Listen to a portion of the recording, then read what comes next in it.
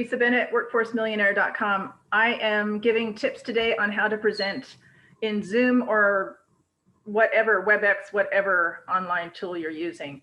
This is intended for a number of the members of the PACE Club, and I have also invited members of Toastmasters clubs.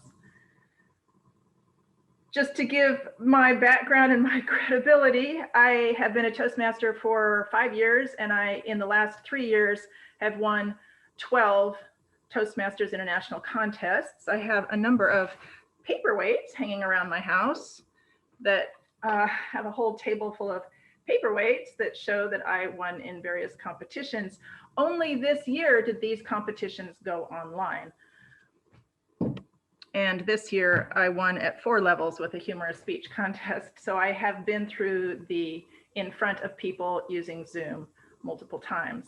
I also have a very short background as a model. I have been a model for art and a model for photography, and I've been on a ramp once. I am no expert in makeup, but I can give people some tips. One of the first decisions to make is, are you going to stand or sit? In the speech contest that I just won a few times in the last couple months, I chose to sit. It had to do with the story I was telling. But you will find here in the PACE Club that when the ladies get in front of the camera and stand, you have a different kind of energy. Your energy can go very straight. You have an easier ability to move with your hands, and you can actually move around the room better, although you are very restricted by the camera and the Zoom box. My first tip for everybody, regardless of whether you stand or sit, is to learn how to look into your camera. One of the reasons I'm able to do this is I have placed a smiley face right next to my camera on my laptop. It's hard sometimes, and I see many people not looking into their cameras, but this is the eyes of your audience. It was also recommended in my Toastmasters Club that we all have a selfie of Ron Goodman, who's a very cheerful older man in our club, and to put that selfie right next to. Can you hear me, Helen? You can hear me, right? Someone's saying she can't hear me. You might have to turn your volume up. My volume's all the way up.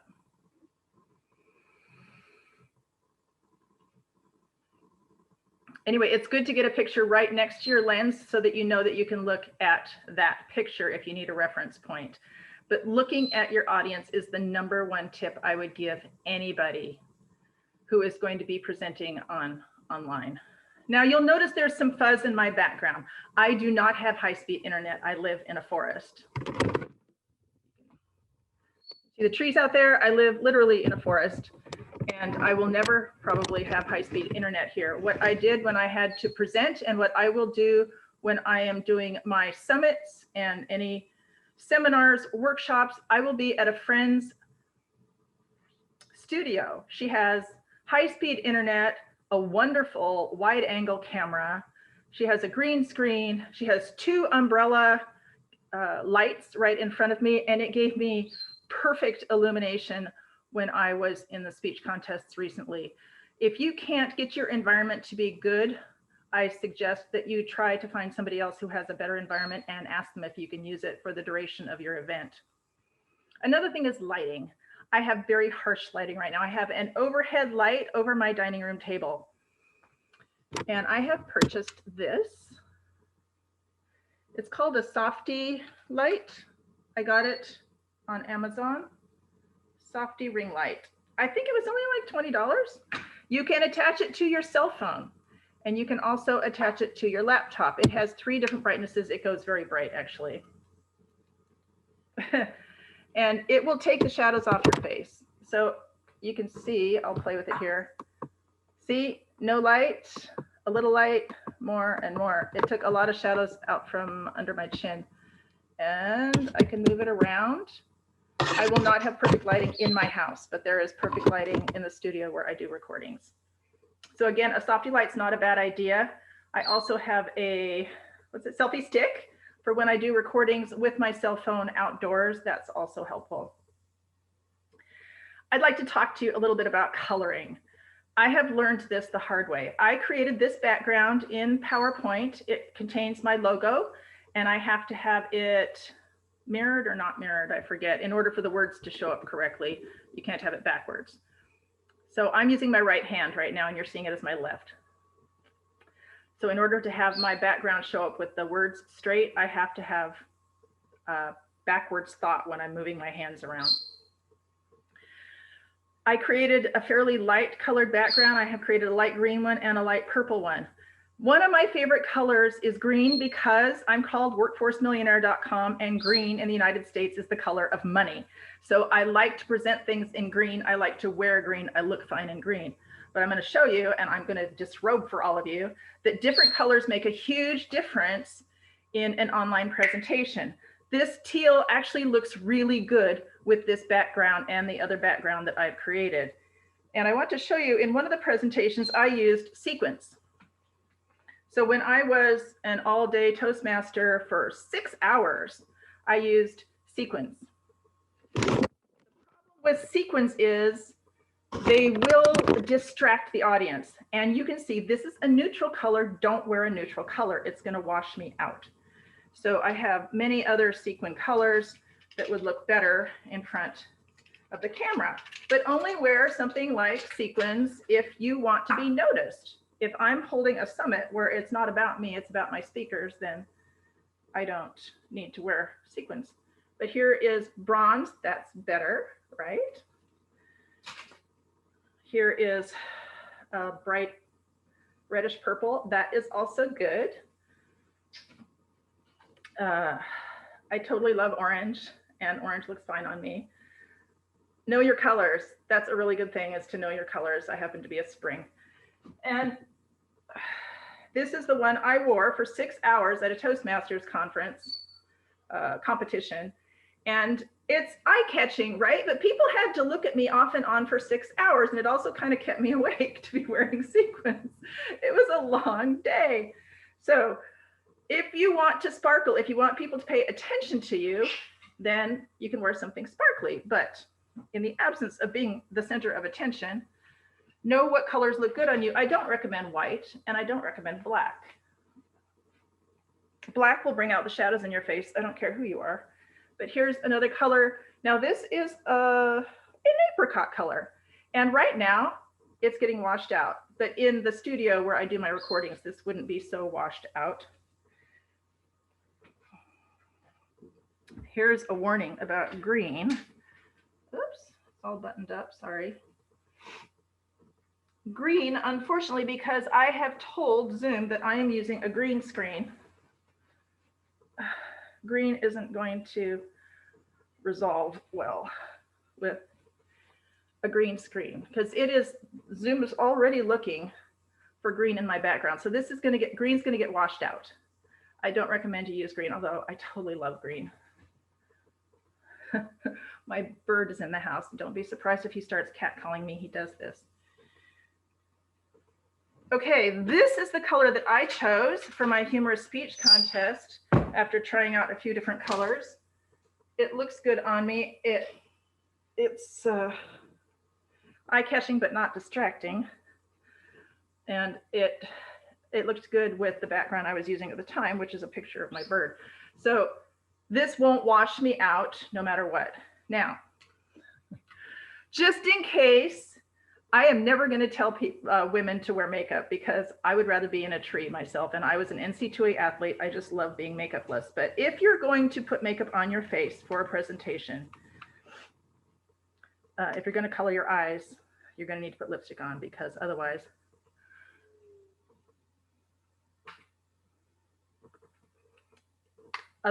you're the focus of your face. It washes you out more. So that was just a little bit of lipstick. It makes a huge difference. And this color goes with almost everything for me. There you go. A little bit of lipstick. Also, for anyone who's going to be speaking and who might get a little bit nervous, I still do get a little bit nervous when I am in a competition. This is from doTERRA. It's called Breathe. I highly recommend it. It is peppermint and eucalyptus and some other things. And it helps clear your sinuses. So I usually put it like on my throat so that comes straight up into my nose right before I start presenting. And the whole studio, when I was in the speech contest, just reeked of breathe. I kept putting it on during the day. And it really does help me feel opened up in my sinus area. So I recommend that. Okay.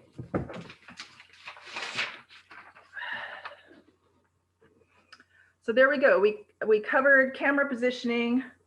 You need to be in front of your camera, and your arms are your trust makers. Your hands are your trust makers. So make sure people can see your hands. I often see people giving speeches where I know they're moving their hands, but they're up so close that I can feel their hands moving down here, but I can't see them. So make sure these are what give trust to other people, that they can see what you're doing with them. If you have a tendency to shine, which I don't happen to do, you're going to need to powder your face.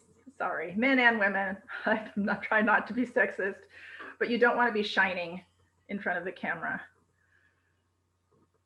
Don't position the camera so that shoots up your nose. I see that all the time in Toastmasters. And don't position the camera so you're looking up at it. I have multiple boxes here on my dining room table so that I could align my eyes with the camera. And I can stand back here and still be well aligned with the camera. It's really important that it's not shooting up your nose and you're not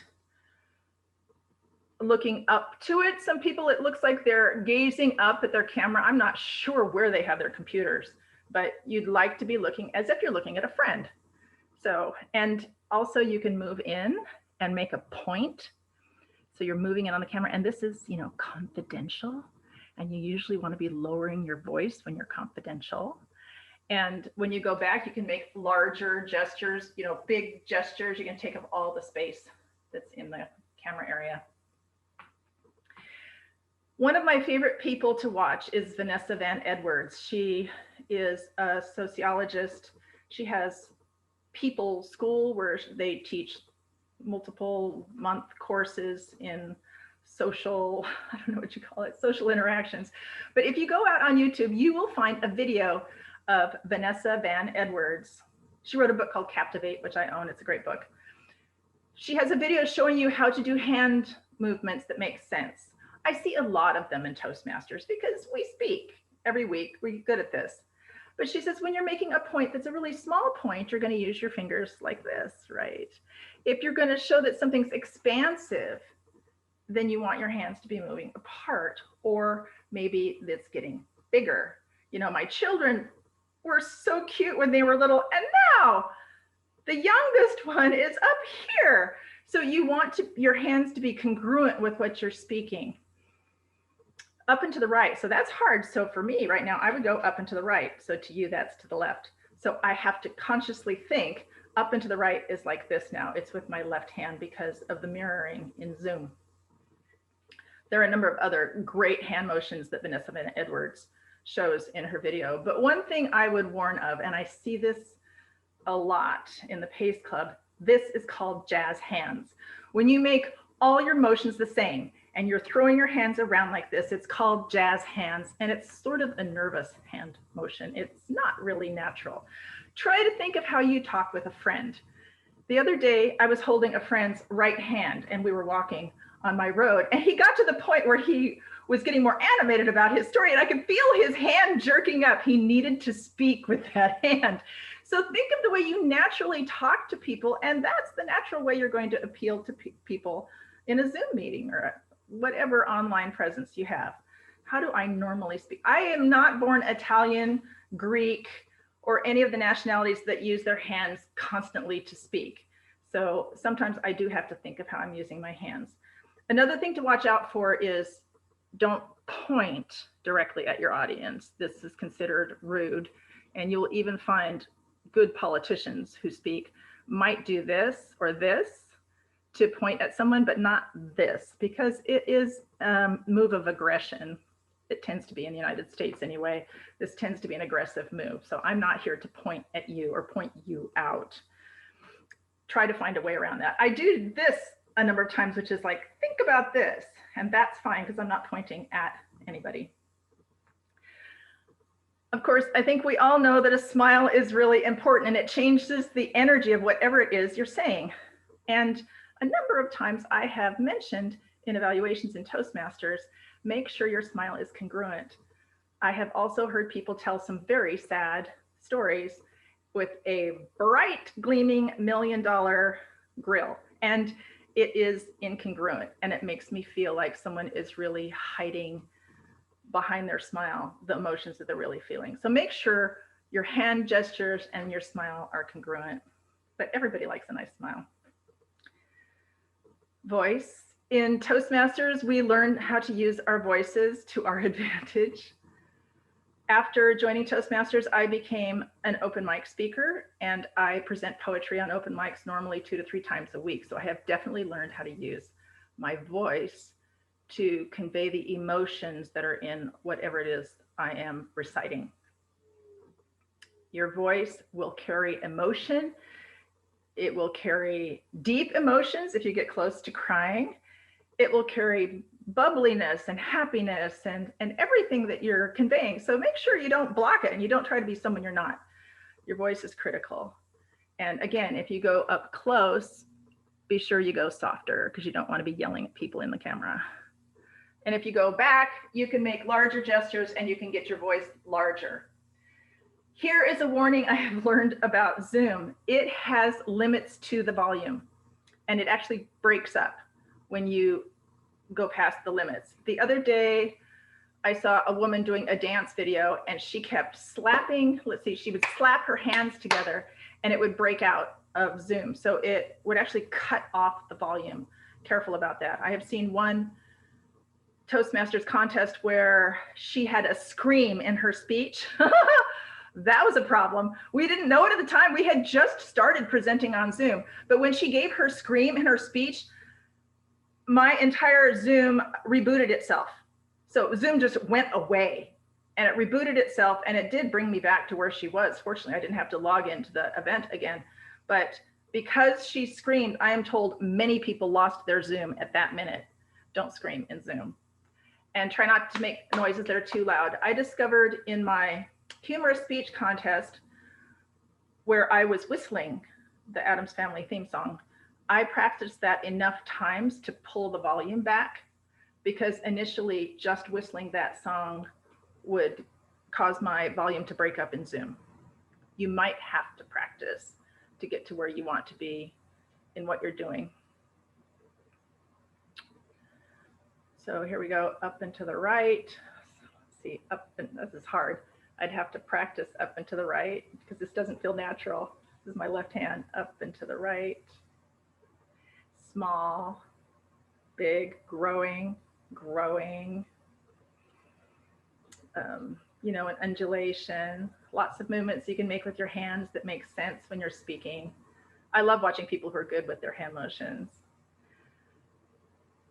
Open is trustworthy. Yes, loud noises, screaming, clapping, and whistling can reboot Zoom altogether, or at least cut it out. It'll cut out the volume and it'll sound like it's skipping. So those are some things I have learned. I have learned to record myself and practice at least 3 times. Oh, this is also congruent. Make sure that if you're talking about a number of times, that we learned this in Toastmasters, but 3 things I need to show you today. First, look into your camera. Second, have a color on that looks good on you. And third, practice, whatever. But make sure that if you enumerate, that you remember to give them all the numbers that you started with, because otherwise the human brain says, well, where was number 3? And they start getting distracted because they're looking for what number 3 was. So if you're going to enumerate, make sure you give them all of them in the course of your speech or whatever you're saying. Those are the main things I had today. You are here as a positive presence for those of us in PACE who are going to be giving summits or seminars.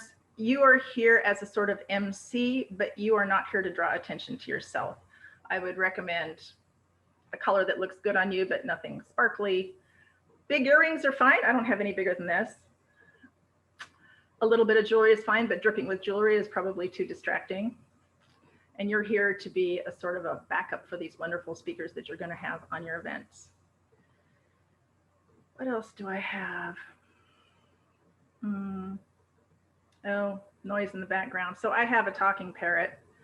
He can't normally be in the room with me when I'm speaking in Zoom. I have to put him out on the deck, or I have to go into a different room because he chats me up. But when I'm in the studio recording, there's no bird around. There's no real nature sounds around in her studio. I would not put music in the background. Make sure it's as quiet as possible.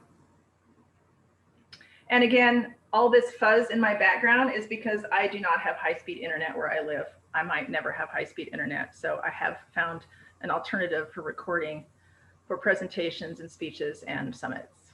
And I do recommend that if anyone else. So I'm going to open it up if anyone has any questions. Let me allow you to unmute yourselves. All right. Anyone have any questions? You can unmute.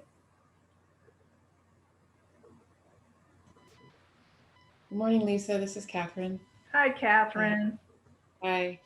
I have a question about lighting. So I have two windows, one directly in front of me and one to the side. And when the afternoon sunlight comes in, I typically do the shades to try to make the lighting better. I put a light right behind the screen here and one here. Okay. And the one that's directly behind the screen, it's very, very bright, and I think it's too much. I just wanted to get your opinion about that. So does that light make me look any better or worse? It's pretty bright. Can I talk again? Does it kind of, yeah, go ahead. It's putting shadows on your face that you probably don't want. So the biggest problem with glasses, and I also have glasses, is trying to get you to a point where they're not reflecting. Trying to get the light and your angle of your face to the point where your glasses aren't reflecting back, and it's going to get recorded that way, and everyone's going to see, instead of your eyes, they'll see reflection. Is there any way for you to present without your glasses, or is it too awful? I could, if I really know what I'm doing, I can present without my glasses. Okay.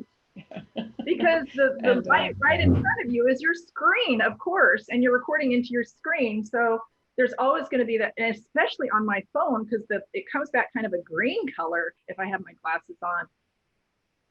So I try as much as possible to speak and to be an MC or hold a summit without glasses on. Although in that studio that has the perfect lighting, so it has lights up to the right and up to the left with umbrellas. It's very fancy. This is in Pam. Pam, you know Pam. Yeah. Pam Kangus's studio.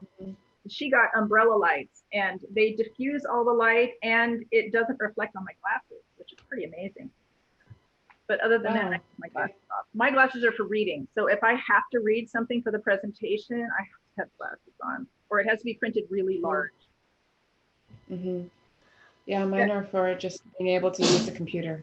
Right now, your lighting's good. I have no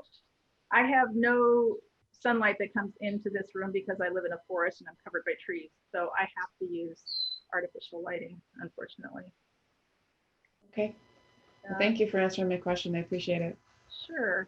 Other questions? We got some more people. I've also gotten a lot of comments about how I need to have my hands seen. Yeah. So I need to be able to either lift up my chair as high as I can go, and then they told me in the last speech that I had to stand up and move around instead of sitting down. So is that what you do for? I didn't for the competition. I did for the humorous competition, and actually I haven't done this for a while. I love being on the stage. I loved being in our room in Toastmasters and owning the whole stage. I would take over the stage. I have so much fun walking around and looking in everyone's eyes, and it's so different on Zoom or WebEx or whatever you're using. But if you want to use it to your best advantage, you'll be able to come in and you'll be able to go out and you'll be able to use your hands in both sides. And to do that, it's easiest if you're standing. I have everything up on boxes right now in order to do this on my dining room table. And it took some playing with this morning to get it right. Oh, yeah, it's got a. You're gonna have to probably raise have to your laptop a little bit. Okay. Because you don't want to cut your head off. Right. Okay. Thank you. Yeah, just play with it. It's not that bad. You can always, if you have Zoom, you can always record yourself and then just watch yourself afterwards and see what it looked like. I've done that a lot. Anyone else? We have 5 people in the room. Any other questions from anybody? Thank you. I'm going to get going. Appreciate it. For coming, Catherine. All right. Well, if there are no more questions, I am going to finish this video. And this is, again, for people in PACE and anyone in Toastmasters who wants to come. I'm Lisa Bennett, WorkforceMillionaire.com, and I help you to rock your world of money.